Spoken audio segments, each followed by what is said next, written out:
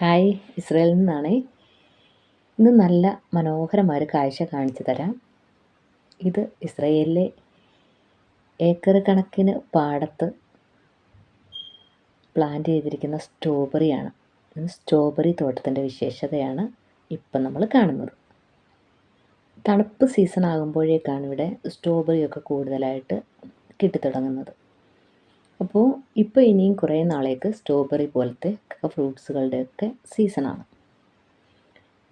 നമ്മുടെ നാട്ടിലെ നിന്ന് വ്യത്യസ്തമായിട്ടാണ് ഇവിടെ സ്ട്രോബെറി പോലെ ഇങ്ങനെയൊക്കെയുള്ള പ്ലാന്റുകളൊക്കെ കൃഷി ചെയ്യുന്നത്. ഇത് ഇങ്ങനത്തെ പ്ലാസ്റ്റിക് ഷീറ്റുകൾ വാങ്ങി വെക്കും, പാത്തിയെടുക്കും. എന്നിട്ട് നമ്മൾ മണ്ണൊക്കെ ഇങ്ങനെ കൂട്ടി കൂട്ടി വെച്ചിട്ട് അതിൻ്റെ മുകളിലേക്ക് വേണ്ടുന്ന വളങ്ങളും ഒക്കെ ചേർത്തെല്ലാം ഓൾറെഡി പുട്ട് ചെയ്ത ശേഷമാണ് അവർ ഇങ്ങനെ പ്ലാന്റുകൾ സെറ്റ് ചെയ്യുന്നത്. അപ്പോൾ ഇപ്പോൾ പൂവിട്ട് തുടങ്ങി. ഇനി അത് ചെടികളുടെ ഫ്രൂട്ട്സിൻ്റെ സേഫ്റ്റിക്ക് വേണ്ടി ഇങ്ങനെ നെറ്റിട്ട് മറ്റ് ജീവികളുടെയോ മറ്റ് ഒരു ശല്യങ്ങളും ഉണ്ടാകാതെ ഇങ്ങനെ സേഫായിട്ട് സൂക്ഷിക്കും. അപ്പോൾ ഇനി ഇതിൻ്റെ ഇടയ്ക്ക് വളങ്ങളൊന്നും കൊടുക്കാറില്ല, വെള്ളങ്ങൾ മാത്രം കൊടുക്കാറുണ്ട്. അപ്പോൾ ഇനിയിപ്പോൾ തണുപ്പാണ്, അതിന് മറ്റു രീതിയിലുള്ള ബുദ്ധിമുട്ടുകളും ഒന്നും ഇല്ല. നമ്മുടെ നാട്ടിൽ എവിടെയെങ്കിലും ഇങ്ങനെയൊക്കെ കണ്ടിട്ടുണ്ടോ? സ്ട്രോബെറി തോട്ടങ്ങളോ ഒക്കെ ഉണ്ടെങ്കിൽ നമ്മുടെ വീഡിയോയുടെ ചുവട്ടിലൊന്ന് കമൻറ്റ് ചെയ്തേക്കണം കേട്ടോ.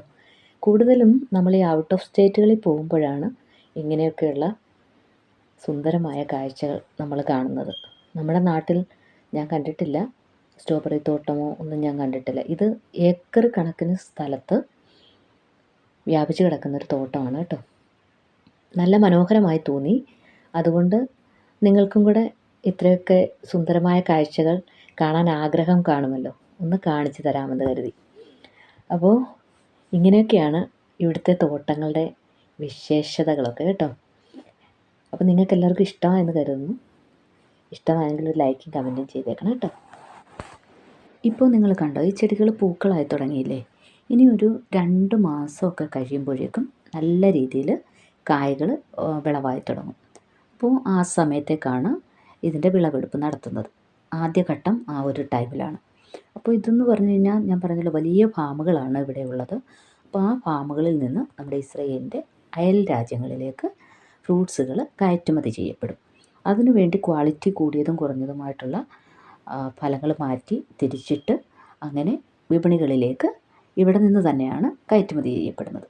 പിന്നെ പ്രത്യേകിച്ച് പറയേണ്ട ഒരു കാര്യമുണ്ട് കേട്ടോ. ഇപ്രാവശ്യം നമ്മുടെ ഫാമുകളിലൊക്കെ കൃഷി ചെയ്യുന്നത് നമ്മുടെ കുറേ മലയാളി സഹോദരങ്ങളാണ്.